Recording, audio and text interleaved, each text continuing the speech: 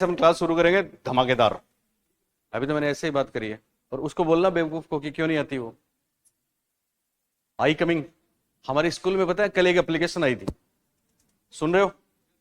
एक बच्चे ने एप्लीकेशन लिखी प्रिंसिपल साहब को, प्रिंसिपल सर आप सुन रहे हो ना, छुट्टी की एप्लीकेशन। और उसने लिखा था मेरी, इंग्लिश में लिखा था उसने, माई आई हैज कम, मतलब इसको बोलते हैं आंख, मतलब आंख आना इसको बोलते हैं। तो मेरी आंख आ गई, ठीक है, तो इसलिए मैं स्कूल नहीं आ, सुन रहे हो ना, इसलिए मैं स्कूल नहीं आना चाह रहा, क्योंकि अगर मैं स्कूल आया तो आपकी भी आई आ जाएगी, और जब आपकी आई आ जाएगी तो आप स्कूल नहीं आओगे। अगर आपकी आई आ गई फिर भी आप स्कूल आओगे तो बाकी टीचर्स की आई आ जाएगी, और जब बाकी टीचर्स की आई आ जाएगी तो वो स्कूल में नहीं आएंगे। जब स्कूल में टीचर से नहीं आएंगे तो मैं क्या करूंगा, इसलिए मैं नहीं आ रहा। तो उसके साथ ऐसा हुआ। ओके बच्चों, देखो मैं, आप जो पीछे बैठे हो ना, मैं आपको बता दूं थोड़ा सा। आप मुझे जानते हो? नहीं जानते? थोड़ा थोड़ा जानते हो। मैं मेरा परिचय दे दूं पहले तो आपको। मैंने कंपटीशन में 13 जॉब हासिल किए, 13 नौकरी मिली है मेरे को। मैंने 13 नौकरी 13 एग्जाम पास करके हासिल किए। सेकंड थिंग, पहला मेरा जॉब था 3rd ग्रेड टीचर का। उसके बाद बहुत से जॉब आए, पर मैंने एक जॉब किया 5 साल, और जानते हैं वो कौन सा? वो पुलिस इंस्पेक्टर। पुलिस इंस्पेक्टर रहा मैं, थाना इंचार्ज रहा। उसके बाद वापस मैं छोड़ के उसको आ गया, हालांकि वो हाई कोर्ट में चल रहा है मेरा।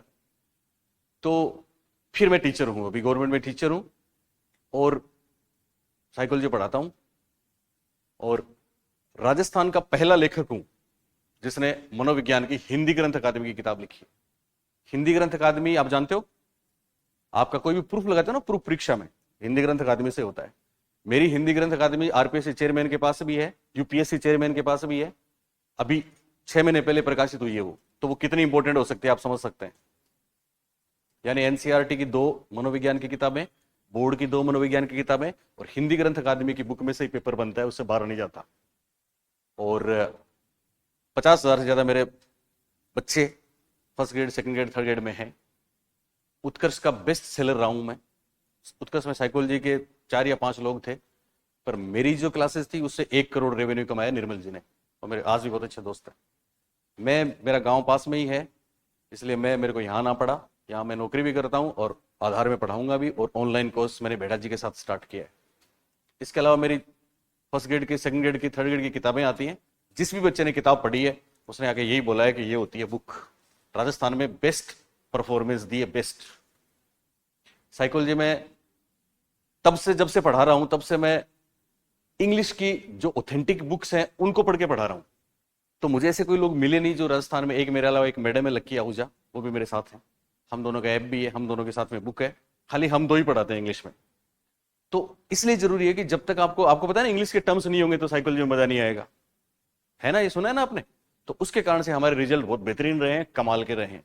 और आप भी मेरे साथ रहोगे तो शायद ही ऐसा कोई प्रश्न होगा जो परीक्षा में आपको नहीं आएगा, शायद ही, हो सकता है एक आध तो हो जाए। तो बाकी बच्चों से बहुत आगे रहते हैं हमारे बच्चे, आप भी उनमें हो। लेकिन अगर आप आते नहीं है क्लास में, लेट करते हैं, तो फिर तो डिपेंड्स। ओके, चैनल है मेरा यूट्यूब पे साइकोलॉजी अशोक पारिक। यहां एक बात बता दूं मैं आपको, बहुत से लोगों के चैनल हैं, और बहुत से ऐसे लोग हैं आप उनको देखोगे जिनको ठीक से साइकोलॉजी की स्पेलिंग तक नहीं आती, उनके 4 लाख और 5 लाख हैं। पता है क्यों है? फर्जी। आपको पता है ना, यूट्यूब पे फर्जी व्यूज होते हैं, फर्जी सब्सक्राइब होते हैं। अपना एकदम ऑथेंटिक है, ओरिजिनल है। मेरे पास 60,600 बच्चे हैं। उस 60,600 बच्चों में से ये मान लो कि 50,000 प्लस बच्चे serious 1st grade 2nd grade पढ़ने वाले हैं। ओके, तो शुरू करें। धर्मेंद्र जी हो गया क्या अपना? स्टार्ट है ना? तो मेरे को वो कमेंट लेके आओ। बच्चे हैं ना 2-4? फिर गए नहीं होगा उनके पास, लाओ आप, आते ही ले आना। ओके बच्चों, तो आज शुरू करते हैं। अब तक हमने इंट्रोडक्शन टू साइकोलॉजी पढ़ा, introduction to social education psychology पढ़ा। सुन रहे हो ना मेरी बात? अब ध्यान से सुनना भी है, क्योंकि आज आप जो देखोगे ना 1st ग्रेड में, आपको हो सकता है 3% मिले इसमें से आज की क्लास में से, और गारंटी है गारंटी इसलिए बोल रहा हूं कि अब तक जो परीक्षा में प्रश्न आए वही सारे मैं लेके आया हूं। तो पहला टॉपिक अपना हुआ है एक, जिसमें मनोविज्ञान के इतिहास की बात करी हमने, शिक्षा मनोविज्ञान की बात करी, कुछ स्टेटमेंट, डेफिनेशन, परिभाषा की बात करी। शुरू करते हैं आज के टेस्ट सीरीज। और बच्चों, ऐप वालों बच्चों, ये ऐप पे अपनी पहली टेस्ट सीरीज है। हर टॉपिक में मैं यही करूंगा, सेम ऐसे ही आपको टेस्ट सीरीज मिलेगी। जो आपने पढ़ा है उस पर प्रश्न मिलेंगे, और प्रश्न कौन से, वो जो परीक्षाओं में आए हैं। ओके, तो ये टीम आधार क्लासेस है जिसको हमने ज्वाइन किया है। ये आपने ऐप डाउनलोड कर लिया अगर, तो आप कोर्स लेना चाहें तो अभी हमारा ऑफर खत्म हो गया है, अब ऑफर आपको नहीं मिलेगा। रेट्स उसमें दी हुई हैं, आप ले सकते हो। मेरे सामने ऑफलाइन के बच्चे बैठे हैं, बहुत प्यारे प्यारे, छोटे छोटे, कुछ छोटे हैं कुछ बड़े हैं, अनुभवी भी हैं। चलिए नेक्स्ट। किसी ने अगर ऐप खोला है तो आप वहां से कमेंट भी कर सकते हो मेरे को, है ना। ये पहली टेस्ट, वैसे क्लास ऐप में 7वीं क्लास है ये, इससे पहले 6 क्लास हम दे चुके हैं, और ये पहली टेस्ट सीरीज है। ओके, पहला प्रश्न है, असंगत छांटिए। अच्छा, मैं एक चीज आपको बता दूं, हमारी क्लासेस लगभग बाइलिंगुअल होती है। कॉन्सेप्ट जो भी है उसको हम इंग्लिश में भी देखते हैं, क्योंकि इंग्लिश के शब्द महत्वपूर्ण होते हैं, लेकिन यहां हमने केवल हिंदी में लिया है, तो आपको दिक्कत आएगी नहीं। असंगत छांटिए, 4 ऑप्शंस हैं। इसका मतलब क्या हुआ? असंगत छांटिए का मतलब 4 में से 3 ऑप्शन में तो दोनों चीजें एक दूसरे से कनेक्टेड हैं, और एक ऑप्शन ऐसा है कि जिसमें गलत है, और हमारा उत्तर वही ऑप्शन होगा जो कि गलत है। बताइए। पहला ऑप्शन है कोहलर अधिगम, दूसरा कोफका स्मृति, तीसरा मेस्लो पूर्ण प्रकाशशील व्यक्ति, चौथा जुंग सामूहिक अचेतन। कमेंट। चलिए, ऐप है ऑन कर रखा है, उससे भी एक आध कमेंट कर सकते हो आप। चलिए, तो देखो यहां ध्यान दें, सुन रहे हो ना मेरी बात। इसमें हमने यहां पे देखो कोफका कोहलर 2 नाम आ गए, ये दोनों, इनके साथ एक तीसरा नाम भी आता है, गेस्टाल्टवादी हैं। कौन है वो तीसरे? वर्दीमर। शाबाश। तो वर्दीमर, कोफका, कोहलर तीनों गेस्टाल्टवादी हैं। हमने आपको बताया था वर्दीमर ने कौन से क्षेत्र में काम किया? वर्दीमर ने 5 फेनोमेना की घटना बताई थी, प्रत्यक्षीकरण। वर्दीमर ने किसमें किया? प्रत्यक्षीकरण। कोहलर ने चिंपैंजी में प्रयोग किए थे, कौन से क्षेत्र में काम किए? अधिगम के क्षेत्र में। और कोफका ने स्मृति के। यहां पे कोहलर अधिगम लिखा है, इसका मतलब ये राइट है। कोफका स्मृति लिखा है, इसका मतलब ये राइट है। ठीक है, अब बचे 2। पूर्ण प्रकाशशील व्यक्ति, याद है? फुली फंक्शनिंग पर्सन हमने बोला था। फुली फंक्शनिंग पर्सन का मतलब क्या होता है? कि व्यक्ति अंदर से मोटिवेट होता है और अपने लक्ष्य की तरफ ही कदम बढ़ाता है, गोल डायरेक्टेड बिहेव करता है। ये मानवतावादियों की बात है। हालांकि मेस्लो मानवतावादी हैं, लेकिन परीक्षा में बहुत डीपली पढ़ना पड़ता है बच्चों। ये वाली बात मेस्लो ने नहीं बताई। मेस्लो ने आवश्यकता पदानुक्रमिक सिद्धांत में आत्मसिद्धि की बात बताई थी। ये बात बताई थी दूसरे मानवतावादी। कौन थे वो? मेस्लो के अलावा दूसरे मानवतावादी कार्ल रोजर्स। कौन थे? Carl Rogers. तो पूर्ण प्रकाशशील व्यक्ति या fully functioned person Carl Rogers की देन है। किसकी देन है? कार्ल रोजर्स की। इसका मतलब ये बात गलत है। चौथा ऑप्शन देखिए, जुंग सामूहिक अचेतन, ये बात सही है। तो सही जवाब इसमें कौन सा आ जाएगा? Option number C is right answer. Jung के बारे में जानते हैं आप? सामूहिक अचेतन, जिसको इंग्लिश में बोला था कलेक्टिव अनकॉन्शियस। जुंग कौन है? बताओ, जुंग कौन है? बता चुका हूं आपको। जुंग नव फ्राइडवादी हैं। कौन है? फ्राइड के चेले थे ना, लेकिन फ्राइड के खिलाफ भी थे। किस बात पे खिलाफ थे? सेक्सुअल इंस्टिंक्ट पे खिलाफ थे। जुंग फ्राइड के किस बात पे अगेंस्ट थे? फ्राइड सेक्स पे ज्यादा जोर देते थे, इस बात पे जुंग अलग हो गए। और जुंग के अलावा और भी 4-5 लोग हैं, याद है आपको? Alfred Adler, Erich Fromm, Karen Horney, Anna Freud, Erik Erikson. शाबाश। ये सब लोग नव फ्राइडवादी कहलाते हैं। क्या कहलाते हैं? नव फ्राइडवादी। सबकी कोई ना कोई बात है। जुंग की सामूहिक अचेतन की बात बहुत महत्वपूर्ण है, जिसमें उन्होंने क्या बोला? सुन रहे हो ना आप मेरी बात? जुंग ने यह कहा कि साहब, आप जो अचेतन मन की बात करते हैं वो तो है, पर वो व्यक्तिगत है। सामूहिक अचेतन भी एक टर्म होती है कि हम सब कुछ ऐसी बातों को, कुछ ऐसे विचारों को, कुछ ऐसे बिलीफ्स को हमारे अचेतन में रखते हैं, जिनको जाने हमने कब सीखा। इस जीवन में आने के बाद हमने उनको सीखा, पर हमने उनका डायरेक्ट एक्सपीरियंस नहीं किया। जैसे अचेतन में क्या होता है? अचेतन में हमारे बचपन के अनुभव होते हैं ना, लेकिन सामूहिक अचेतन में हमने कोई अनुभव नहीं किया, फिर भी वो बात हमारे दिमाग में है, क्योंकि वो हमने अपने एंसेस्टर्स से ली है, वो हमने अपने फोर फादर से ली है। पीढ़ी दर पीढ़ी वो बातें चलती आती हैं, उनको सामूहिक अचेतन बोला। जैसे कि धरती माता, जैसे कि सूरज देवता, ये टर्म किसने दिया? जुंग ने दिया। हालांकि जुंग ने इसके अलावा आर्किटाइप की भी बात करी है, वो मैं आपको बता चुका हूं। तो पहले प्रश्न का right answer option number C, क्योंकि पूर्ण प्रकाशशील व्यक्ति मैस्लो ने नहीं दिया, बल्कि किसने दिया? कार्ल रोजर्स ने। याद रहेगा। दूसरा सवाल, मानवतावादी मनोविज्ञान किसकी प्रतिक्रिया है? मानवतावादी मनोविज्ञान को इंग्लिश में ह्यूमनिस्टिक साइकोलॉजी बोलते हैं। क्या बोलते हैं? ह्यूमनिस्टिक साइकोलॉजी बोलते हैं। और चार ऑप्शन है, मतलब ये किसके खिलाफ आया, किसके कारण इसका उदय हुआ। जैसे हमने देखा था गेस्टाल्टवाद संरचनावाद के विरोध में आया, आया ना? क्यों आया संरचनावाद के विरोध में गेस्टाल्टवाद? बताओ कोई भी आप में से। यस,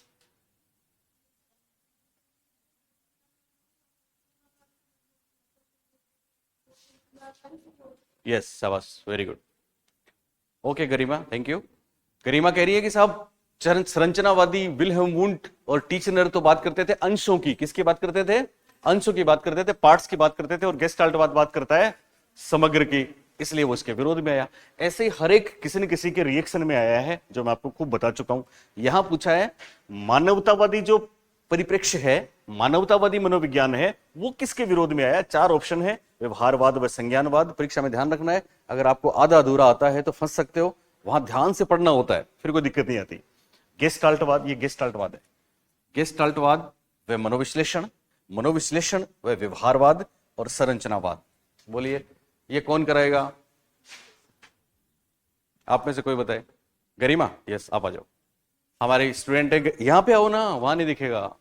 ये गरिमा आपको इसका सॉल्यूशन बताएंगे, क्योंकि ये हमसे पढ़ चुकी है। हालांकि एक ही बार पढ़ा है, इसलिए कितना सही बताएंगे वो तो डिपेंड करता है। आइए गरिमा, यस, वेलकम। इनको बोलो, बच्चों में बता रही हूँ, ये बच्चे हैं सामने। एक मिनट, एक मिनट।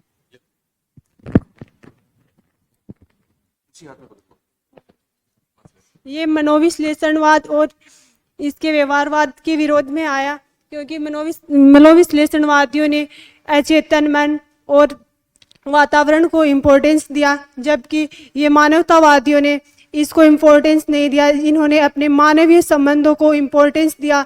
जैसे मानव के अंदर की कुछ इच्छाएं होती हैं, उनको उजागर किया। जैसे इसने मतलब आत्म सिद्धि, लक्ष्य निर्धारित व्यवहार और स्वतंत्र इच्छाएं इसमें शामिल हैं। और मानवतावादी मनोवैज्ञानिक कार्ल रोजर्स और मेस्लो थे।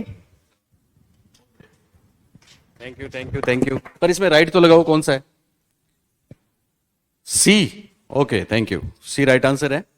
तो गरिमा ने बताया, क्या बताया आपको, कि मानवतावादी मनोविज्ञान दो स्कूल्स के रिएक्शन में आया है। सुन रहे हो ना मेरी बात? एक तो मनोविश्लेषण और दूसरा व्यवहारवाद। हम सब जानते हैं मनोविश्लेषण, सुन रहे हो ना? अच्छा था आपका।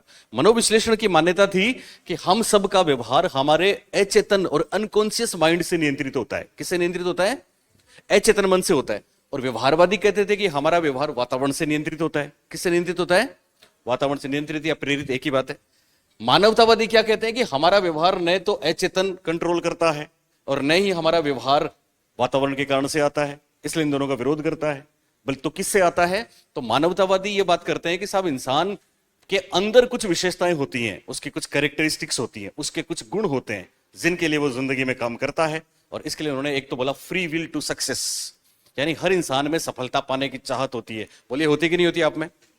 क्या इस बात का कोई फर्क पड़ेगा कि आपके सामने मंजिल है फर्स्ट ग्रेड, आप फर्स्ट ग्रेड के लिए तैयारी कर रहे हैं और बहुत गर्मी लग रही है, अच्छे टीचर पढ़ा रहे हैं, तो क्या आप उस गर्मी में पढ़ सकते हो? बिल्कुल पढ़ सकते हैं, क्योंकि हमको इन चीजों का कोई ज्यादा फर्क नहीं पड़ेगा कि गर्मी है कि लाइट है, कि हम घर में हमारे एसी नहीं है कि नहीं है, तो नहीं है, हम तो वो मंजिल पाएंगे। इसलिए अंदर से आती है कि नहीं आती आवाज? आती है ना? इसको बोला फ्री विल। क्या बोला इसको? Free will. दूसरी वो कहते हैं कि हर इंसान अल्टीमेटली गोल डायरेक्टेड बिहेवियर करता है, हर इंसान अल्टीमेटली लक्ष्य निर्देशित व्यवहार करता है। कैसा व्यवहार करता है? कौन सा है लक्ष्य निर्देशित व्यवहार? मतलब आपका हर कदम आपके मंजिल की तरफ। आप सुबह उठें, रात को सोएं, दिन में आप जो भी करते हैं, हर काम आपकी पढ़ाई से संबंधित हो, उसको बोलते हैं लक्ष्य निर्देशित व्यवहार। लेकिन दुनिया में, संसार में भटकाने वाले बहुत चीजें होती हैं ना, डिस्ट्रक्शन वाली बहुत चीजें। तो वो कहते हैं ना, मेन का बहुत मतलब विश्वामित्र की तपस्या भंग करने के लिए बहुत सी मेनका आती हैं। तो जो मेनकाओं की तरफ आकर्षित हो गया, उसका लक्ष्य निर्देशित व्यवहार नहीं हुआ और वो लक्ष्य से दूर होता गया। मेनका क्या है?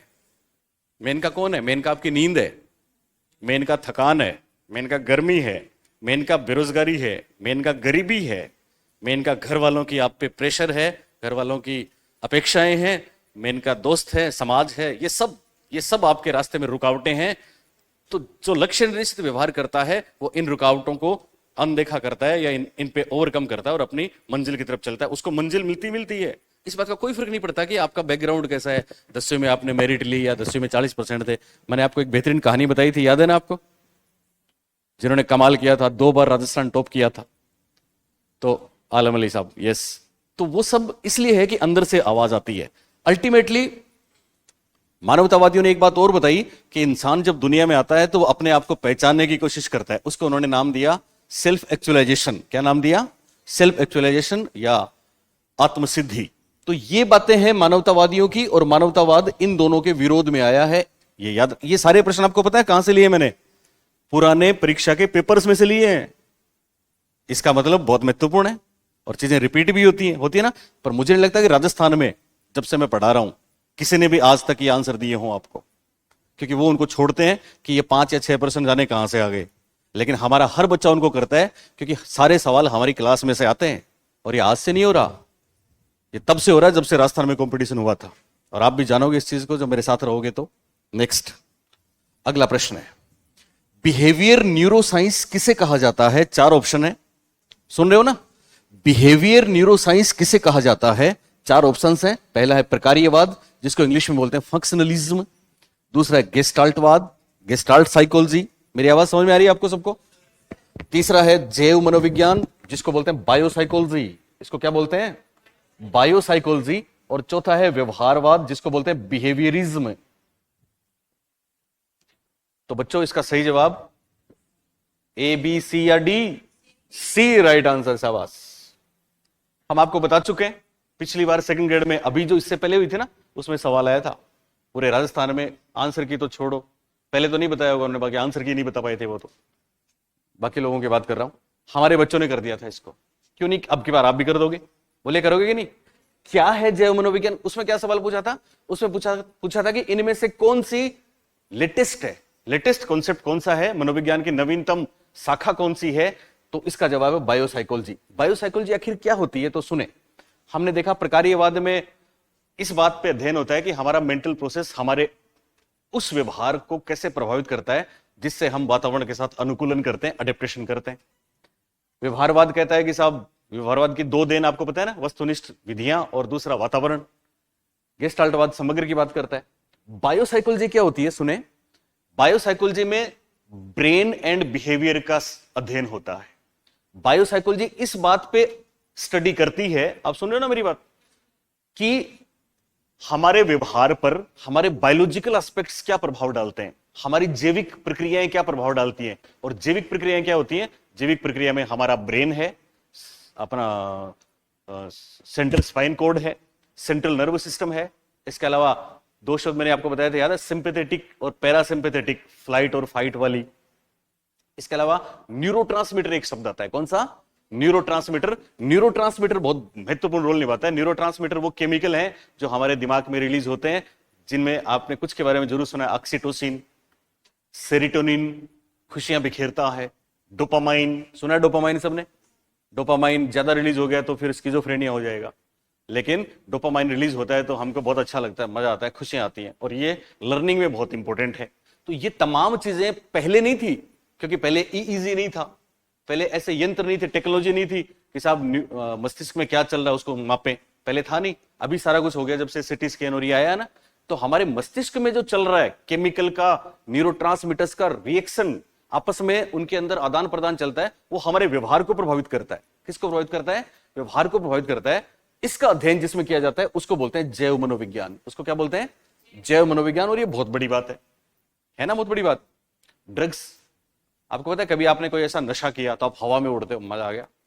या पुराने जमाने में वैसा होता था, आपको याद है कि साहब पहले ऑपरेशन करते थे तो एनेस्थीसिया नहीं थी, है ना, तो ऐसे ही बेहोश करते थे। लेकिन अभी एक छोटा, आपके यहां पे एक छोटा सा इंजेक्शन लगाएंगे, ये नर्व दर्द नहीं करेगी, नहीं करती ना? या फिर पूरा का पूरा एनेस्थेसिया देते हैं तो हमको पता नहीं लगता कितना बड़ा ऑपरेशन है, दर्द नहीं होता। दर्द क्यों नहीं होता? ये प्रभाव है हमारे ब्रेन का, और ब्रेन की बहुत कमाल की चीजें हैं। मैं ब्रेन की कुछ कमाल की चीजों पे काम कर रहा हूं जो मतलब आपकी जिंदगी को बदल देंगी। नौकरी छोटी चीज है, पर वो मैं दूंगा अभी मेरा ये कोर्स पूरा हो जाए उसके बाद मेरे चैनल पे। तो आप मेरे चैनल पे आया करें, उसमें फिर कोई गम नहीं रहता, कोई टेंशन नहीं रहती, खुशियां ही खुशियां हैं, सबको खुश कर देंगे आप।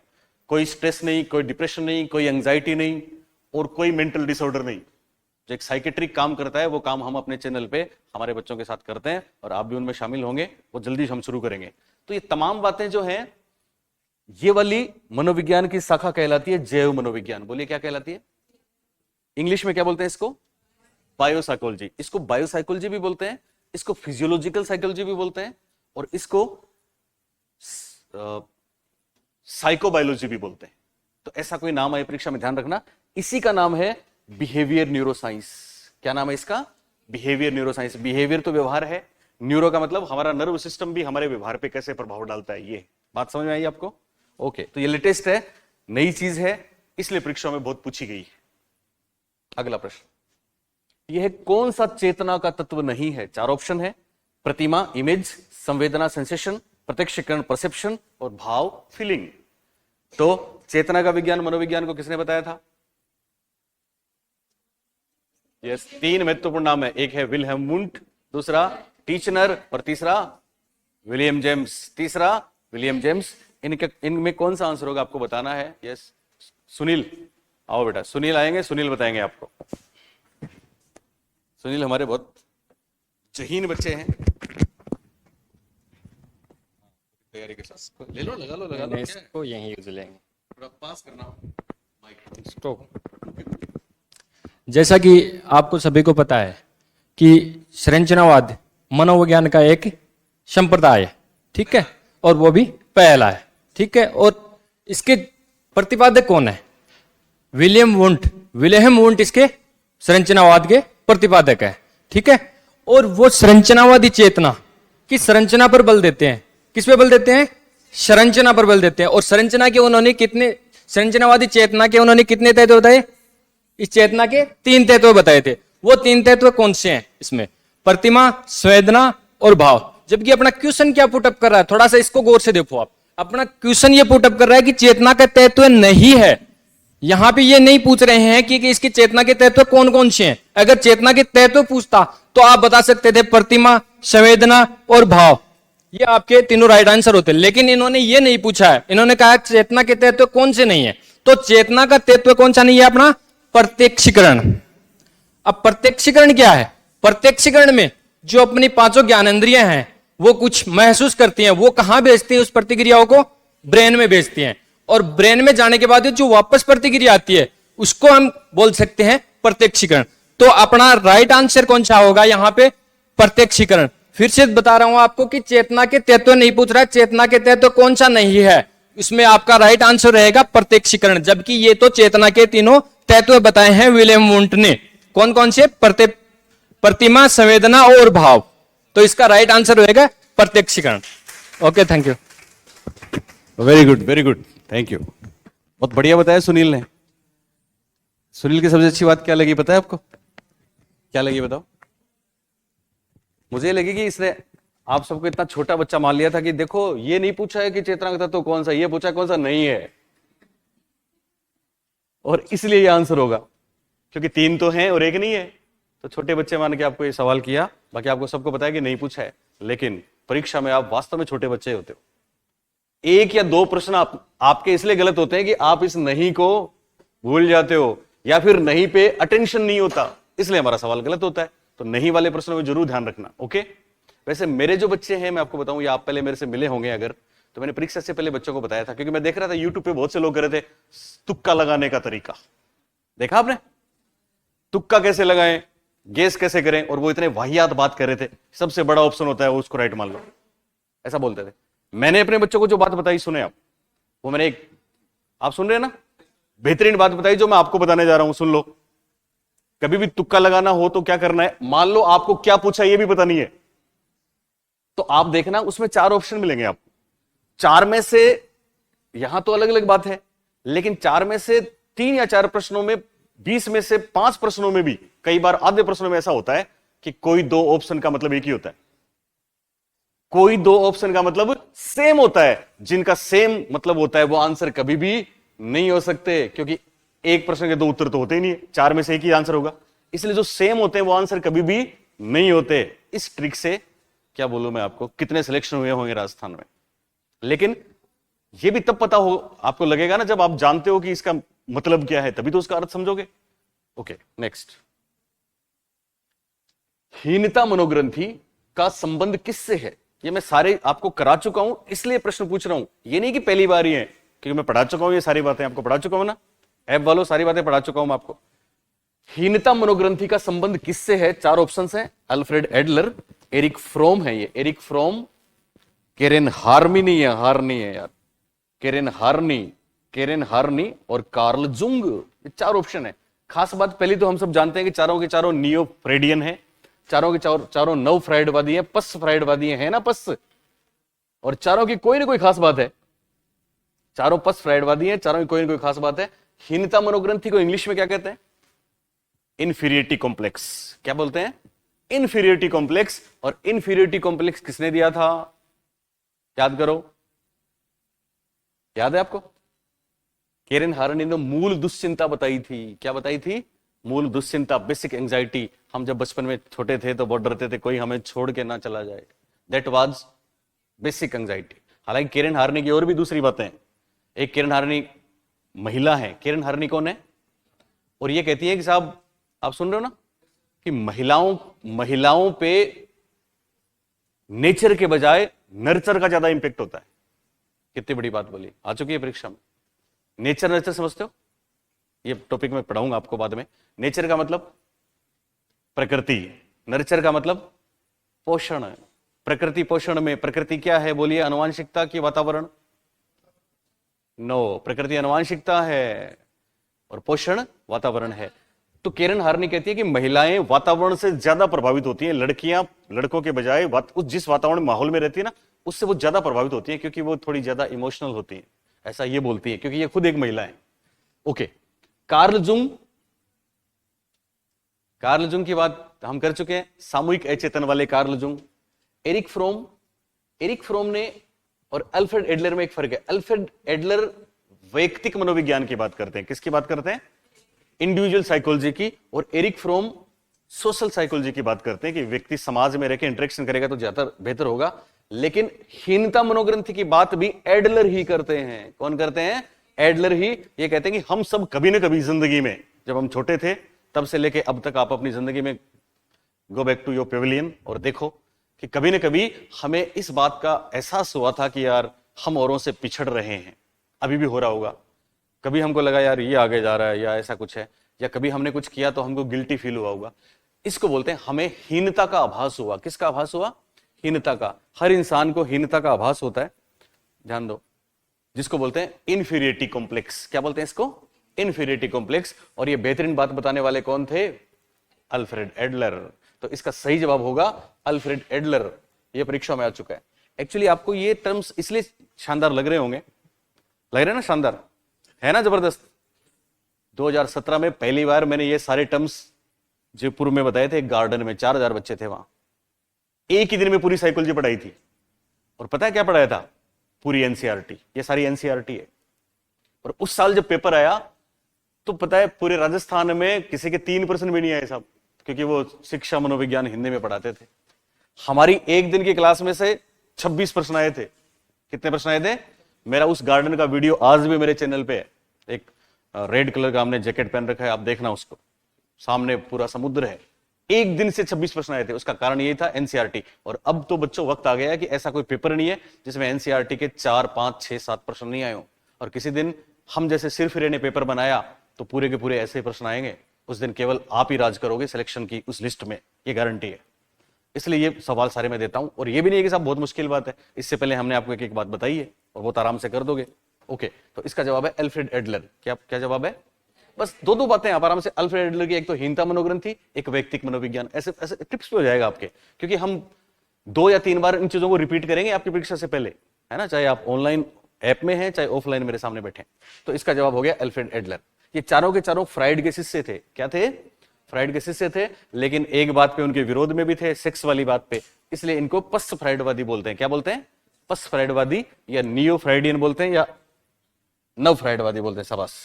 नेक्स्ट, कौन सी पुस्तक मैकडुगल है? ये मैकडुगल, आपको पता है विलियम मैकडुगल? कौन सी पुस्तक विलियम मैकडुगल द्वारा नहीं लिखी गई है? 4 किताबों के नाम है। पहला ऑप्शन है फिजियोलॉजिकल साइकोलॉजी, दूसरा है ओरिजिन ऑफ स्पीसीज, तीसरा है एन आउटलाइन ऑफ साइकोलॉजी, चौथा है an introduction to social psychology. तो बच्चों, विलियम मैकडुगल के बारे में तो आप जानते ही होंगे, मैं बता दूं आपको। एक तो विलियम मैकडुगल का भी एक स्कूल है जिसका जिक्र हमने कभी आपके साथ बातों बातों में किया होगा। आप में से कोई बता सकता है इंग्लिश में क्या बोलते हैं विलियम मैकडुगल के स्कूल को? एनीबडी?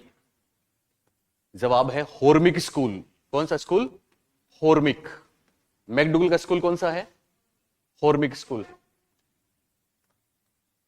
जिसको हिंदी में बोलते हैं, बोलो, प्रेरक संप्रदाय। क्या बोलते हैं? प्रेरक संप्रदाय। प्रेरक संप्रदाय में क्या था पता है आपको? 14 मूल प्रवृत्तियां। प्रेरक संप्रदाय में क्या है? 14 मूल। परीक्षा में आपने सबने पढ़ लिया, किसी सर ने, मैम ने आपको पढ़ा दिया कि साहब मैकडुगल ने 14 मूल प्रवृत्तियां बताई, 14 मूल प्रवृत्तियां बताई। हालांकि मैकडुगल की ये मोटिवेशन के टॉपिक में आएंगे तो मैं कराऊंगा, आपको भी कराया नहीं है, पर आपको ये नहीं बताया कि साहब प्रेरक संप्रदाय कहते हैं इसको, और परीक्षा में आ गया प्रेरक संप्रदाय का संबंध किससे है, तो आप मैकडुगल नहीं कर पाए। बात समझ में आ रही है? इसको बोलते हैं साइकोलॉजी का वो वाला नॉलेज जो परीक्षा में टॉप करवाता है, और ये हम वही देते हैं। तो एक तो इन्होंने 14 मूल प्रवृत्तियां बताई, प्रेरक संप्रदाय। एक मैकडुगल की खास बात है कि 20वीं शताब्दी में इन्होंने चेतना शब्द की आलोचना करी थी, और एक और खास बात है, व्यवहार जो शब्द है वो भी पहली बार मैकडुगल ने दिया था। व्यवहारवाद के जनक कौन है? वाटसन। शाबाश, वाटसन है, लेकिन व्यवहार शब्द पहली बार देने वाले कौन है? मैकडुगल। 4 में से 3 किताबें इनकी हैं, एक नहीं है। अब आपको बताना है वो कौन सी 3 किताबें हैं। कौन बताएगा? कोई बताएगा या मैं बता दूं? ओके, तुम थी, आप थी अगले वाले में, पीछे वाली आप भी अगले वाले में हो। सेक्रेसी आउट नहीं, सेक्रेसी कोई नहीं है। एक्चुअली ऐसा कुछ नहीं है, वो ये कह रहे सर ये मेरे को अच्छा लगता है, ये सवाल मैं बताऊंगी, मेरे सामने बच्चे बैठे हैं ना, वो ऐसा कहते हैं, ये नहीं बताऊंगा, आगे कोई आएगा वो बताएंगे, ये है इसका मतलब। ओके, तो सुन ले, मैकडुगल ने कौन कौन सी बुक्स लिखी? तो 3 किताबें मैकडुगल की बहुत फेमस है। कितनी? 3। पहली है फिजियोलॉजिकल साइकोलॉजी। कौन सी? जो कि आई थी 1905 में। कब आई थी? दूसरी महत्वपूर्ण की बुक है an introduction to social psychology. ध्यान देना, मैकडुगल की बुक्स के बारे में प्रश्न बहुत आते हैं। An introduction to social psychology आई थी 1908 में। कब आई थी? और एक इनकी बाद में बुक आई थी एन आउटलाइन ऑफ साइकोलॉजी, ये आई थी 1949 में। सुन रहे हो ना? खास बात क्या है वो सुने। पहली जो बुक आई थी फिजियोलॉजिकल साइकोलॉजी मैकडुगल साहब की, इसमें मैकडुगल ने ये बोला था कि मनोविज्ञान, कंडक्ट एक शब्द आता है इंग्लिश में, द साइंस ऑफ कंडक्ट। इन्होंने बोला था मनोविज्ञान आचरण का विज्ञान है। किसका विज्ञान है? तो इस बुक में इन्होंने आचरण शब्द काम में लिया था। कौन सा लिया था? आचरण। और फिर हमने आपको बोला ना, व्यवहारवाद 1913 में वाटसन ने एक तरीके से उस रिव्यू में जब उनका वो आया था पूरा आर्टिकल, तो उसके प्रतिपादक वाटसन थे। व्यवहारवाद 1913 में आया। कब आया? 1913 में। लेकिन इन्होंने उससे पहले, क्योंकि पहली बार व्यवहार शब्द इन्होंने दिया, इसलिए इस वाली बुक में, 8 वाली बुक में उन्होंने शब्द दे दिया व्यवहार। क्या दे दिया? और बोल दिया कि मनोविज्ञान व्यवहार का विज्ञान है। किसका विज्ञान है? लेकिन बाद में इनकी हम परिभाषाएं जो पढ़ते हैं, जो परीक्षाओं में आती है, तो उसमें दोनों शब्द शामिल हैं। और मैकडुगल की परिभाषा हम पढ़ते हैं, मनोविज्ञान प्राणी के आचरण तथा व्यवहार का यथार्थ विज्ञान है। बोलिए, पढ़ते हैं ऐसा हम? ओके, अच्छा आपको, अच्छा ओके। अब तो इसका सही जवाब क्या हो गया? बोलिए, ये तीनों तो मैकडुगल की है। ओके, ये भी है, ये भी है, और ये भी है। बी राइट आंसर है। बी में कौन सी बुक है? Origin of species. आपको पता है, जब से मैंने देखा है राजस्थान में सबसे पहली बार 2004 में 3rd ग्रेड की भर्ती हुई थी, तब से लेके अब तक सबसे ज्यादा यही पूछा गया परीक्षा में, क्योंकि ये है इतनी महत्वपूर्ण। ओरिजिन ऑफ स्पीसीज एक बहुत ही महत्वपूर्ण बुक है, जिसको लिखने वाले थे चार्ल्स डार्विन। कौन थे? Charles Darwin. हालांकि उन्होंने ये बुक 1859 में लिखी थी, लेकिन ये बुक क्या बताती है? ये बुक वो तमाम बातें बताती है जिनको आप और हम सब पढ़ते हैं कि साहब प्राकृतिक चयन है ना, नेचुरल सिलेक्शन, या सर्वाइवल ऑफ द फिटेस्ट, यानी इन्होंने एक टर्म आपने सुनी होगी, रिवोल्यूशनरी साइकोलॉजी, अभी एक नई टर्म आ रही है कि उसमें इस बात का अध्ययन होता है कि किस तरह से इंसान और पशु पक्षी और दूसरे प्राणी पीढ़ी दर पीढ़ी अपने आप को वातावरण के साथ बदलते रहते हैं। जो वातावरण के साथ बदल लेता है वो तो जिंदा रहता है, और जो नहीं बदल पाता वो नहीं रहता, वो लुप्त हो जाता है, जैसे कि डायनासोर लुप्त हो गए। तो ये बेहतरीन बात बताने वाली बुक है ओरिजिन ऑफ स्पीसीज। क्या नाम है बुक का? Origin of species. याद रखना ये किसने लिखी थी? यस, चार्ल्स डार्विन ने लिखी थी। और बाकी तीनों किताबें किसकी? मैकडोगल साहब की। Okay, next. मनोविज्ञान को व्यवहार व मानसिक प्रक्रिया का विज्ञान किसने कहा? मनोविज्ञान को व्यवहार और मानसिक प्रक्रिया, देखो दोनों चीजें हम सब जानते हैं। आज के टाइम में सुने मेरी बात, मनोविज्ञान अलग अलग अपना रूप बदलता रहा है ना, ठीक है। तो व्यवहारवादी इसको व्यवहार का विज्ञान बताते हैं, उससे पहले चेतना और वो सब था, आत्मा मन था ना। लेकिन वास्तव में मनोविज्ञान में केवल व्यवहार ही नहीं, बल्कि अंदर क्या चल रहा है, बाहर वाला व्यवहार जिसको बोलते हैं ओवर्ट बिहेवियर, उसके साथ साथ कवर्ट बिहेवियर, हमारे अंदर क्या चल रहा है। आपको किसी ने तकलीफ दे दी, बहुत तड़पाया किसी भी तरह से, अब आपने कोई मूवमेंट करके कोई रिएक्शन किया, ऐसे किया, आपने आपको हर्ट किया या कुछ भी किया, तो वो तो हो गया आपका व्यवहार जो दुनिया देखती है, उसको तो बोलते हैं व्यवहारवाद में शामिल करते हैं व्यवहारवादी। ऑब्जर्वेशनल बिहेवियर है। लेकिन कई बार ऐसा भी होता है कि आपको कोई बहुत दर्द, अंदर पीड़ा, तकलीफ होती है, लेकिन आप उसको बयान नहीं कर सकते, किसी को कह नहीं सकते, तो भी अंदर ही अंदर कुछ होता है। अंदर ही अंदर जो हो रहा है उसको कोई दूसरा देख सकता है, तो क्या वो व्यवहार है? जवाब है यस, वो भी व्यवहार है, लेकिन वो और कोई नहीं जानता, वो तो आप ही जानते हो। उस समय अंदर जो चलता है उसको मेंटल ऑपरेशन बोलते हैं। उसको क्या बोलते हैं? Mental operation. हम पहले कहते हैं अब दिल में भावनाएं हैं, पर दिल में भावनाएं नहीं होती, भावनाएं तो सब दिमाग में ही होती है। सारा खेल तो मेंटल है, ये हम बाद में और डिटेल में बात करेंगे। तो ये वाली परिभाषा लेटेस्ट है, मतलब आधुनिक मनोविज्ञान की परिभाषा है, ये व्यवहारवाद के बाद की परिभाषा है ये। तो ये किसने दी? 4 लोग हैं। मॉर्गन वे किंग, मैं आपको स्टेटमेंट लिखा चुका हूं सारे, पता है आपको मॉर्गन किंग ने क्या कहा, मैकडोगल ने क्या कहा, सेंट्रोक व बेरोन ने क्या बोला, वुडवर्थ ने क्या बोला। तो ये वाली परिभाषा, इसको कौन करेगा एक्सप्लेन? आप करोगे? ओके, मोनिका। यस, मोनिका आ रही है हमारे पास। देखो कितने प्यारे प्यारे बच्चे हैं, है ना। ये 8 बजे से पढ़ रहे हैं, इतनी मेहनत कर रहे हैं, इसलिए एक सीट इस बार पक्की है, और हम इनको मिले हैं तो फिर तो कमाल होना ही है। आओ मोनिका। हाँ, इसको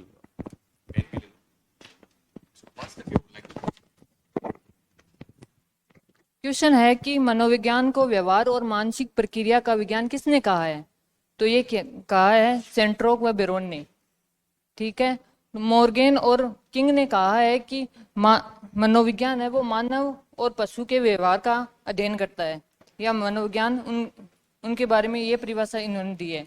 मैकडोगल ने कहा है कि मनोविज्ञान है वो मानव के व्यवहार या आचरण का यथार्थ विज्ञान है, ठीक है। और वुडवर्थ ने कहा है कि मानव का जो व्यवहार है या मानव का वातावरण के साथ जो क्या अंतक्रिया रहती है वो विज्ञान मनोविज्ञान है, ये वुडवर्थ ने कहा है। तो हमारा क्वेश्चन है कि मनोविज्ञान को व्यवहार और मानसिक प्रक्रिया का विज्ञान इन्होंने कहा है, सेंट्रोक और बेरोन ने कहा है। आप एक बार बताओगे मेरे को? Yes. वुडवर्थ की एक और बात है मनोविज्ञान की यात्रा के बारे में, आत्मा के बारे में पता है आपको? वुडवर्थ एक स्टेटमेंट, हाँ, उन्होंने कहा है कि मनोविज्ञान है वो, उन्होंने कहा, वुडवर्थ ने कहा है कि मनोविज्ञान है वो सबसे पहले आत्मा का विज्ञान बताया उन्होंने, फिर मन का या माइंड का विज्ञान बताया है, फिर चेतना का विज्ञान बताया है, और लास्ट में उन्होंने व्यवहार का विज्ञान बताया है। Thank you Monica, thank you thank you thank you thank you thank you. Monica ने वो बात भी बता दी। हालांकि वुडवर्थ साहब ने ये कहा था कि मनोविज्ञान ने पहले आत्मा को छोड़ा, फिर मन को छोड़ा, फिर चेतना को छोड़ा, और अब किसका चोला पहने हुए है? व्यवहार का। यहां जो ये सवाल था उसमें मॉर्गन वे किंग की परिभाषा इन्होंने बताई, आपको याद है ना? मॉर्गन वे किंग क्या कहते हैं? मनोविज्ञान मानव व्यवहार के साथ साथ पशु व्यवहार का भी अध्ययन करता है। तो पशु व्यवहार वाली बात कहने वाले अकेले मॉर्गन वे किंग है, परीक्षा में आया है। मैकडोगल ने तो आचरण और व्यवहार का यथार्थ विज्ञान बताया, ये तो जाने कितनी बार पूछा गया परीक्षाओं में।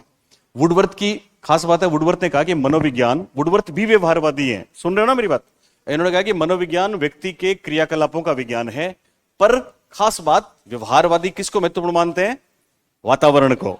इसलिए इनके स्टेटमेंट में आता है कि मनोविज्ञान उस व्यक्ति के क्रियाकलापों का अध्ययन है जो वातावरण के संपर्क में रहता है। तो वातावरण शब्द आ गया साहब। सेंट्रोक व बेरोन, ध्यान देंगे, मिस्टर बेरोन अभी भी अमेरिकन साइकोलॉजिकल एसोसिएशन में बतौर प्रेसिडेंट काम कर रहे हैं। इनकी बहुत बढ़िया सी बुक आती है और मैंने शुरू से ही इनकी बुक पढ़ी है बेरोन साहब की। तो इन्होंने अच्छी परिभाषा दी। बेरोन कहते हैं कि मनोविज्ञान व्यवहार के साथ साथ मेंटल प्रोसेस का अध्ययन करता है। किसका करता है? मेंटल प्रोसेस का, जिसको हिंदी में मानसिक प्रक्रिया बोलते हैं। किसकी? मानसिक प्रक्रिया। तो दो चीजें होगी ना इस परिभाषा में, एक तो मनोविज्ञान किसका विज्ञान? व्यवहार का, और दूसरा किसका विज्ञान? मानसिक प्रक्रिया का। तो ये बहुत अच्छी परिभाषा है जो सेंट्रोक ने दी है और बेरोन ने दी है। नेक्स्ट,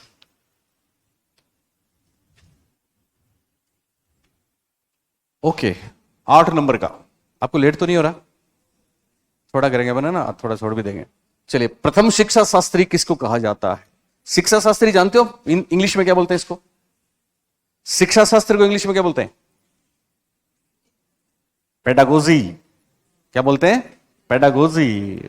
तो ये पहले शिक्षा शास्त्री हैं। कौन है? 4 ऑप्शन है।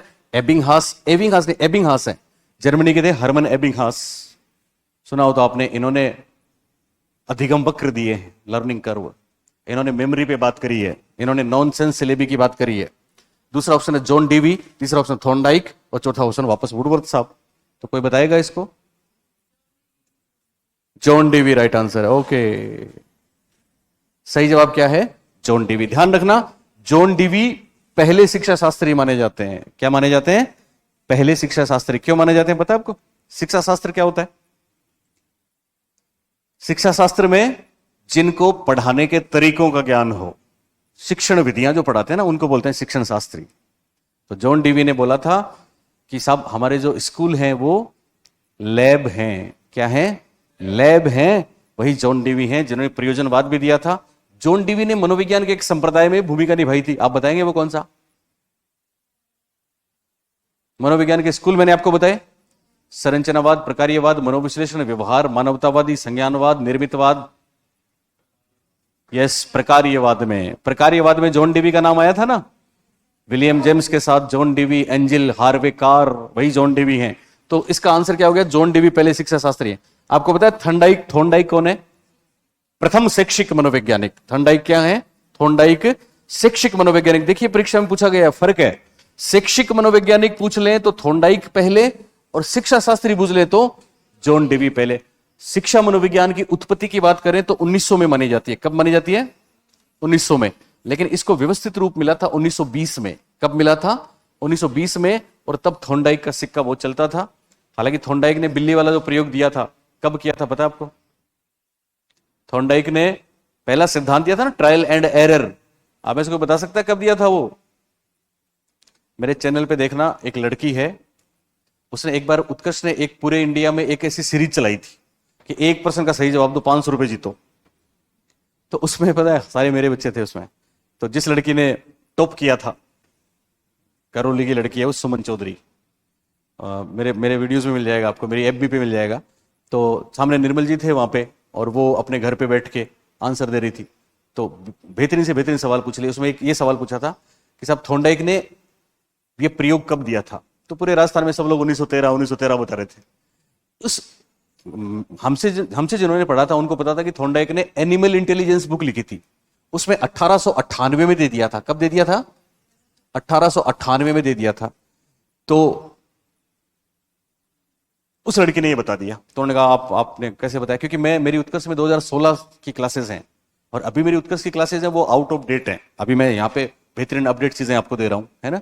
तो उसके पास ऐप था, 18 में नहीं, 19 में पढ़ा था उसने। मेरी 16-17 की क्लासेस थी। तो उन्होंने पूछा कि आपने इतना बढ़िया आंसर दिए, टॉप किया इंडिया में, आप किससे पढ़े हो? उत्कर्ष से पढ़े हो क्या? तो उन्होंने कहा हाँ सर, इस कोरोना, हाँ हमने उत्कर्ष में पढ़ा है। तो उत्कर्ष के बारे में बोलो। इस कोरोना में उत्कर्ष ने बहुत अच्छी वो की, सबको घर बैठे शिक्षा दी, स्पेशली मनोविज्ञान। तो बोले उत्कर्ष में किससे पढ़ा आपने मनोविज्ञान? तब मैं उत्कर्ष छोड़ के आ गया था, दूसरे लोग थे। तो उसने कहा पारीक सर से। तो उन्होंने कहा किससे पढ़ी? बोला अशोक पारीक सर से। तो उसने, निर्मल जी ने बोला कि अच्छा और भी हैं? नहीं सर, मैं तो उनसे पढ़ी हूँ और उन्हीं से पढ़ती हूँ। उस लड़के ने ऐसा बोला। तो वो मेरे कुछ स्टूडेंट थे, उन्होंने काट के मेरे को भेजा कि कल सर, उसको कम से कम 10 से 15 लाख बच्चे देख रहे थे यूट्यूब पे लाइव था, है ना, आपने पता नहीं क्यों नहीं देखा, तो देखा था। फिर एक नागौर का बच्चा था हर्ष, उसने भी कमाल के जवाब दिए। फिर उसको उन्होंने पूछ लिया, हालांकि वो नहीं चाह रहे थे कि मेरा नाम ले, पर बच्चा तो लेगा। तो उसको पूछा कि यार आप इतनी ये वाली साइकोलॉजी बता रहे हो, ऐसे एग्जाम्पल दे रहे हो, कहाँ से पढ़ा आपने? तो उसने कहा कि सर आप अगर मेरी बॉडी में कहीं भी कट लगाओगे ना तो खून की जगह साइकोलॉजी निकलेगी। तो फिर पूछा किसने पढ़ाया, तो उसने कहा कि हमने उन सर से पढ़ा, मेरा नाम लिया उन्होंने।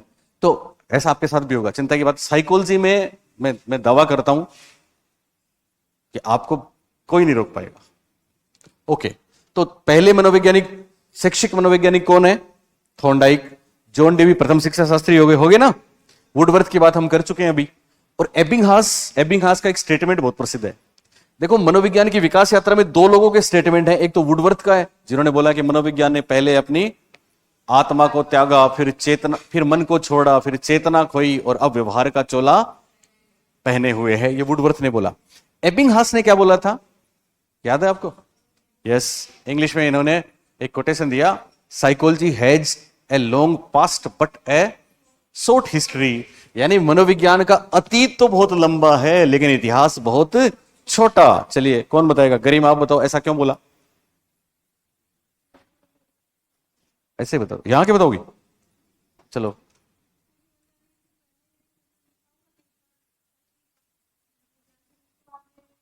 कब से कब से कब से कब से? लिप्जिंग, जर्मनी से। Yes, 1879। Okay, right, thank you. Ebbinghaus ने बोला मनोविज्ञान का अतीत तो बहुत छोटा है। सुन रहे हो ना आप सब लोग बच्चे? लेकिन अतीत तो बहुत लंबा है लेकिन इतिहास बहुत छोटा। ऐसा इसलिए बोला कि हम मनोविज्ञान की विकास यात्रा पढ़ चुके हैं, पता है ना आपको? हमने शुरू कहां से करी थी? सुकरात, प्लेटो, अरस्तु से करी थी, जो आज से 2500 साल पहले थे। कब थे? 2500 साल पहले से थे ना। लेकिन 16वीं शताब्दी तक मनोविज्ञान तो दर्शन शास्त्र का एक भाग था। फिर 17वीं 18वीं में भी अलग विषय के रूप में नहीं आया। मनोविज्ञान को अलग विषय के रूप में कब प्रतिष्ठा मिली थी? 1879 में। किसने दिलवाई थी? यस, विल्हम वुंट ने। किसने दिलवाई थी? इसीलिए तो आपको पता है प्रथम मनोवैज्ञानिक कौन है? प्रथम शैक्षिक मनोवैज्ञानिक तो थॉर्नडाइक है, लेकिन प्रथम मनोवैज्ञानिक विल्हम वुंट है। मनोविज्ञान के जनक कौन है? विल्हम वुंट है। तो विल्हम वुंट ने तो मनोविज्ञान को अलग विषय 1879 में बनाया था, जिसको अभी 140 साल हुए, 142-43 साल हुए। इसलिए इसका इतिहास तो 143 साल का है। 2023 की बात करें तो 144 साल का इतिहास है ना। लेकिन इसका अतीत तो ईसा से 500 साल पहले तक का है, बोली है ना। इसलिए बहुत शानदार बात बोली, ये परीक्षाओं में 20 बार आ चुका है एबिंगहास का स्टेटमेंट कि मनोविज्ञान का अतीत तो बहुत लंबा है लेकिन इतिहास बहुत छोटा। नेक्स्ट, मनोविज्ञान को चेतना का विज्ञान कब माना गया? चेतना का इंग्लिश में बोलते हैं कॉन्शियसनेस। 18वीं शताब्दी, 16वीं शताब्दी, 19वीं शताब्दी या 20वीं शताब्दी? 20वीं शताब्दी। कोई बताएगा इसको? आप बताओ। 20वीं शताब्दी नहीं, अच्छा 19वीं बोला। ओके, राइट बोला। नाम है आपका धर्माराम। धर्माराम मेरे स्टूडेंट हैं, चैनल पे आते रहते हैं, मेरे कमेंट भी करते हैं, बेटा जागो आप।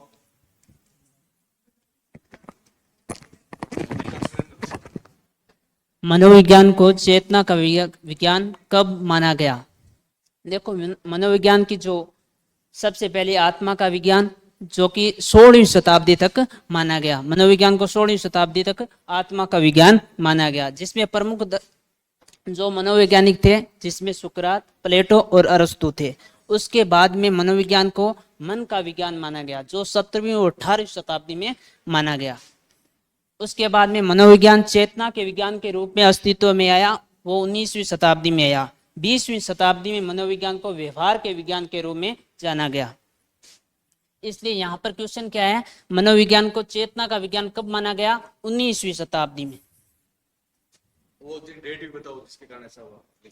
अच्छा, चेतना को विज्ञान मानने में जो मनोवैज्ञानिक थे, जिसमें विलियम वुंट, टीचनर और विलियम जेम्स थे, जिसमें विलियम वुंट ने 1879 ईस्वी में जर्मनी के लिप्जिंग शहर में प्रथम प्रयोगशाला की स्थापना की। इसलिए विलियम वुंट को प्रथम मनोविज्ञान के जनक या प्रथम प्रयोगशाला का जनक भी उनको माना जाता है। विलियम वुंट ने चेतना को समझने के लिए अंतर्दर्शन विधि का सूत्रपात भी किया। विलियम वुंट और टीचनर ने संरचनावाद जो प्रथम स्कूल या प्रथम संप्रदाय हम मानते हैं उसका स्थापना भी की। विलियम जेम्स थे जिन्होंने, जिसे अमेरिका मनोविज्ञान का जनक भी कहा जाता है, उन्होंने प्रकार्यवाद की स्थापना की। Thank you thank you thank you. कितनी बातें बता दी आपको धर्माराम ने, है ना, कमाल। अभी नागौर के हो, बीकानेर के हो, ओके। तो वो जो कट लगता है ना, साइकोलॉजी खून की जगह निकलती है, उसके गांव के हैं, ये पड़ोसी हैं। तो याद रखना, ये सारी बातें जो हम कर रहे हैं आपको याद रहेंगी ना, आराम से रहेंगे ना, बोलिए रहेंगे ना, मजा आएगा आपको। मेरे बच्चे जो मेरे से पढ़ते हैं वो एक बात कहते हैं, आप मेरे उस पे आओगे यूट्यूब पे तो कमेंट्स में भी आप देखोगे, सर हम जब भी पेपर देने जाते हैं तो पेपर में आपका चेहरा नजर आता है। और ये वो यूं ही नहीं करते, क्योंकि हम साइकोलॉजी को इतना पढ़ लेते हैं कि परीक्षा में जाते हैं तो फिर कोई ऐसी बात नहीं जो नहीं आती है। बहुत मजा आता है, बहुत मजा आता है। और इतना फर्क देखा है मैंने, तो कई बार देखता हूँ सेंटर पे ये हालत है, वो कहते हैं 24 बच्चे थे, 20 प्रेजेंट थे, 20 में से सर मैं 2 या 3 प्रश्नों में डाउटफुल था, बाकी किसी को 5 भी नहीं आ रहे थे, और 12 की वो साधारण सी बातें थी वो भी उनको नहीं आ रही थी। फिर उनको पूछा कि कहां से पढ़ा साइकोलॉजी, तो 2-2 बार पढ़ी है उन लोगों ने। आप मुझे बताएं कि अगर आदर्श ही खराब है तो आप उसको 20 बार पढ़ लो ना, 100 बार, क्योंकि रटने की तो चीज ही नहीं है। हालांकि कुछ फैक्ट जरूर है पर समझने की है, आगे समझने वाली बातें और भी आएंगी साइकोलॉजी में, कमाल होगा, मजा आएगा आपको। बस उसको आई फ्लो है, उसको ये बोलना कि आज वाला ये तुम ऐप पे देख लो, डाउनलोड करवा के, है ना, उसकी आई कमिंग है उसको। ओके, तो ये तो बताने की जरूरत नहीं है, धर्माराम ने इतना बता दिया। आगे चलें, नेक्स्ट, सॉरी। ओके, निम्न में से कौन सा शिक्षा मनोविज्ञान के कार्य क्षेत्र में आता है? पहला है शिक्षार्थी, दूसरा है, शिक्षार्थी को इंग्लिश में बोलते हैं द लर्नर, दूसरा है सीखने की प्रक्रिया, लर्निंग प्रोसेस, तीसरा है सीखने की परिस्थिति, लर्निंग सिचुएशन, चौथा है निर्देशन व मानसिक स्वास्थ्य, इंस्ट्रक्शन, गाइडेंस और मेंटल हेल्थ। तो बोलिए, बताओगे? आओ, अब आ रही हैं रीना। अब कैसा लगेगा जिस दिन आप सब स्कूल में जाओगे, first grade, second grade teacher के रूप में, और हम आएंगे। पता है, एक बार मैं आपको सच्ची घटना बताता हूं। आपको हिंदी में कितने बच्चे हैं? घनश्याम जी सर को जानते ना? मैं, घनश्याम जी सर, इशाद जी जो हिस्ट्री पढ़ाते हैं, वो अनीश जी, एक सुरेंद्र मील हमारे साथ थे जो जीके पढ़ाया करते थे। 5-6 लोग हम घूमने गए। सम नाम सुना आपने कभी? यस, जैसलमेर में सम पॉइंट। तो वहां पे हम एक पाकिस्तान बॉर्डर पे एक स्कूल,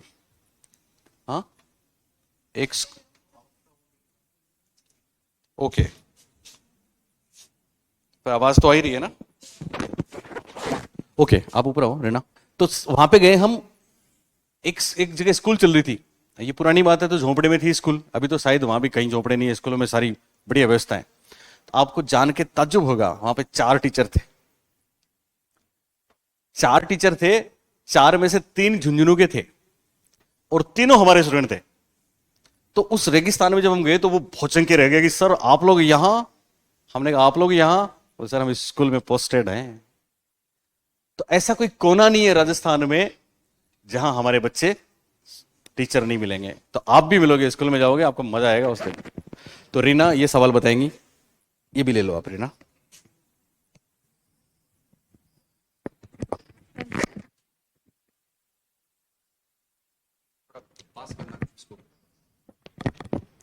हाँ, तो क्वेश्चन है, निम्न में से कौन शिक्षा मनोविज्ञान के कार्य क्षेत्र में आता है? तो इसमें क्या पूछा है? शिक्षा मनोविज्ञान के क्षेत्र पूछे हैं। तो सबसे पहले तो मैं आपको बता दूं कि शिक्षा मनोविज्ञान के 6 क्षेत्र होते हैं। उनमें से पहला है शिक्षार्थी यानी अधिगमकर्ता, दूसरा सीखने की प्रक्रिया यानी अधिगम प्रक्रिया भी बोलते हैं उसको, तीसरा है सीखने की परिस्थिति यानी अधिगम परिस्थिति बोलते हैं, और चौथा है उसमें शिक्षण परिस्थिति, और 5वां है निष्पादन का मूल्यांकन, छठा है अध्यापक। तो उसमें पहले तो मैं आपको बता दूं कि इसमें आंसर होगा डी, निर्देशन व मानसिक स्वास्थ्य, और शिक्षा मनोविज्ञान का क्षेत्र नहीं होगा। शिक्षा मनोविज्ञान के 6 क्षेत्र हैं और इन 6 क्षेत्रों में सर ने अपनी क्लास में एकदम विस्तार से बताया है। तो अगर आप इन 6 क्षेत्रों को एकदम विस्तार से पढ़ना चाहते हैं तो एक बार सर की क्लास लेके देखना, फिर पता चलेगा आपको कि मनोविज्ञान कौन कहाँ कैसे पढ़ाता है। Thank you. Thank you Reena, आपने तो मेला लूट लिया वाकई। बस हम तो ये चाहते हैं कि आपका सपना पूरा हो जाए, और हो जाएगा, क्योंकि आपको पता है 60 नंबर की चीज फर्स्ट ग्रेड में देने वाला हूं मैं आपको, 60 मार्क्स। और वो 60 मार्क्स आपको भीड़ से बहुत आगे कर देंगे। अभी पता है, सुनो बताऊंगा अभी, ये आया वो प्रश्न परीक्षा में। तो क्या बोल रहा था, हाँ 60 मार्क्स। और सेकंड ग्रेड में बच्चों पता है, मैंने अभी एक जयपुर में बैच पढ़ाया था पीटीआई का।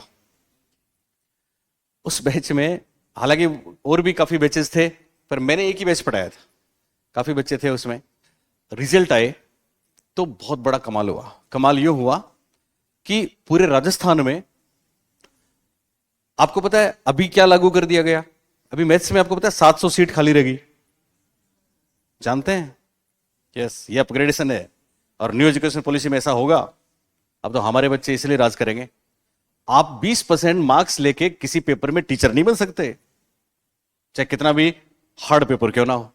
मिनिमम 40% चाहिए, बोले चाहिए कि नहीं चाहिए? तो उनके साथ यही हुआ, सब्जेक्ट में कमाल कर गए थे वो, अच्छा पढ़ा उन्होंने, यूनिवर्सिटी के लोग पढ़ा रहे थे उनको।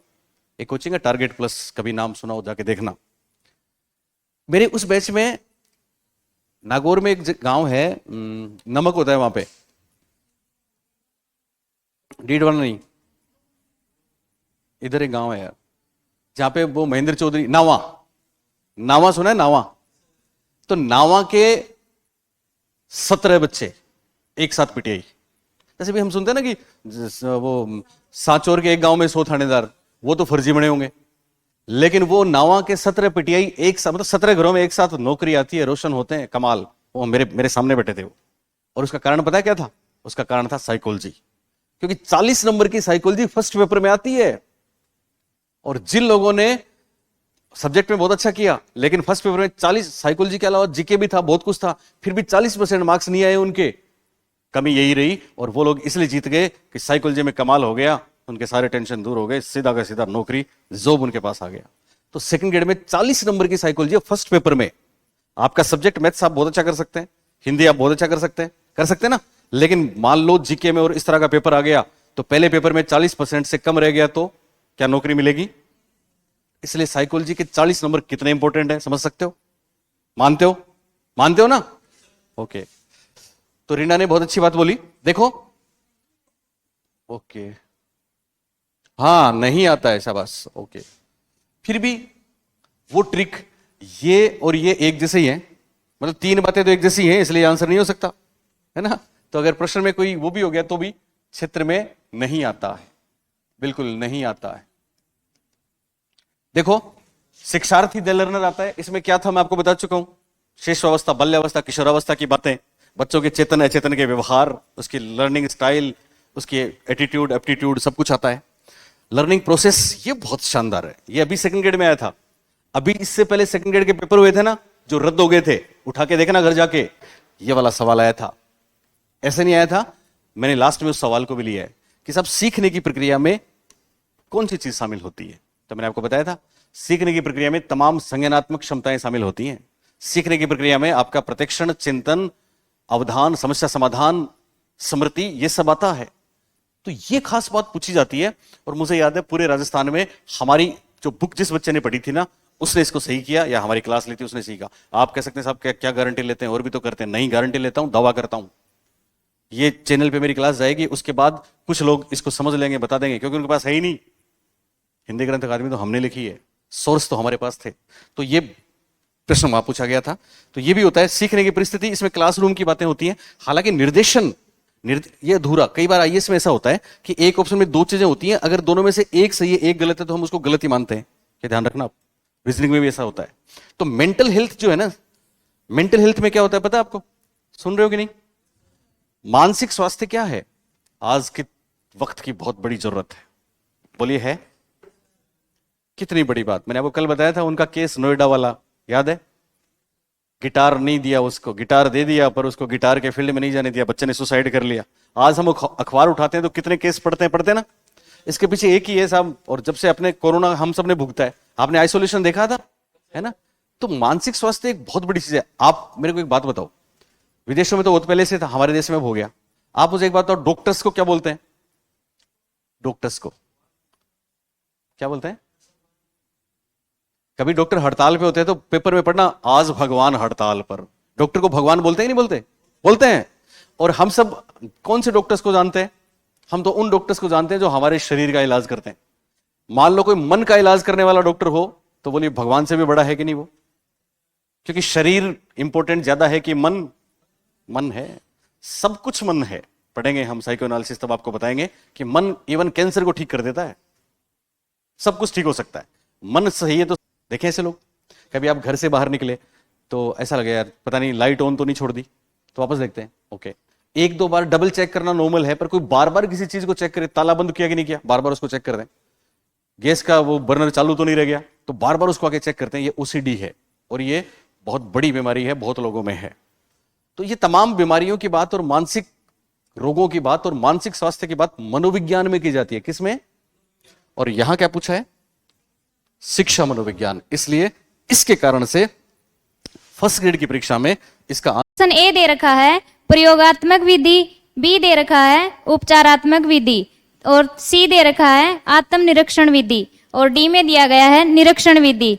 तो ए और बी और डी में जो दे रखा है वो दोनों, जो वो तीनों हैं, वो व्यवहारवाद पर संबंधित है। लेकिन जो आत्मनिरीक्षण विधि है ये संरचनावाद संप्रदाय से संबंधित है, जो टिचनर और विल्हेम वुंट ने दिया था। इसकी स्थापना 1892 में की थी कार्नेलेविस। आप एफ वाले नहीं हो, आप मॉर्निंग में आते हो ना, ओनली सब्जेक्ट पढ़ते हो। हाँ, तो आपके वो बहुत से साथी हैं, उनके सामने मैं आऊंगा 10 मिनट, और मैं जैसे आज आए वैसे आऊंगा तो वो सारे के सारे आ जाएंगे ना अपने पास। ओके, तो बैच भरा हुआ रहेगा, फिर मजा आएगा। तो वो करेंगे अपन, है ना? तो उससे पहले थोड़ा सा तो देखो, इन्होंने बताया, बिल्कुल सही बताया, ध्यान दें। आत्मनिरीक्षण, सुन रहे हो ना मेरी बात? आत्मनिरीक्षण को इंग्लिश में क्या बोलते हैं? इंट्रोस्पेक्शन। क्या बोलते हैं? इंट्रोस्पेक्शन।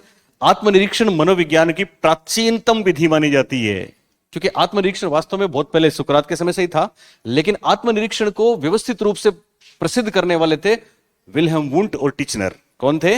विल्हेम वुंट और टिचनर। टिचनर वुंट के शिष्य थे। ये वाली विधि 1879 की लिप्जिंग प्रयोगशाला में विल्हेम वुंट और टिचनर ने इजाद की थी। हालांकि विल्हेम वुंट ने ये नाम नहीं दिया था, उन्होंने तो वॉलंटरिज्म बोला था, और इन्होंने, टिचनर ने 1892 में औपचारिक रूप से कार्नेल यूनिवर्सिटी में इसकी स्थापना करी थी। आत्मनिरीक्षण में क्या होता है? हम खुद ही, सुन रहे हो ना सुनीता? आत्मनिरीक्षण में हम खुद ही अपने अंदर क्या चल रहा है उसकी जांच करते हैं और फिर खुद ही बताते हैं। जब कोई खुद ही अपने बारे में कोई बात बताता है तो उसमें सब्जेक्टिविटी आ जाती है, उसमें एक दोष आ जाता है जिसको बोलते हैं सब्जेक्टिविटी। हिंदी में सब्जेक्टिविटी को बोलते हैं आत्मनिष्ठा या व्यक्तिनिष्ठा। सब्जेक्टिविटी का मतलब है आपके ख्याल अलग, इनके ख्याल अलग, हमारे ख्याल अलग, उनके ख्याल अलग, तो सबकी राय अलग अलग हो, उसको बोलते हैं सब्जेक्टिविटी। क्या बोलते हैं? ऐसी विधियां होती है सब्जेक्टिव मेथड्स। क्या होते हैं? सब्जेक्टिव।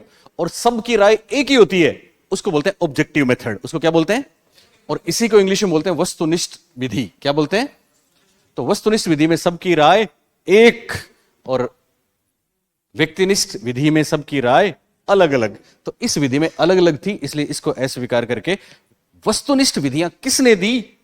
तो जैसा सुनीता ने बताया, व्यवहारवाद ने दी। किसने दी? आत्मनिरीक्षण विधि किसने दी? संरचनावाद ने दी। किसने दी? संरचनावाद ने। ये तीनों की तीनों विधियां जो हैं, उनमें आप किसी का एक बच्चा है वहां पे, है ना, फॉर एग्जाम्पल, तो वो सो रहा है, तो आप उसको देखो या ये उसको देखे या मैं उसको देखूं, हम सब बोलेंगे सो रहा है, उसकी चेतना लुप्त है। कोई,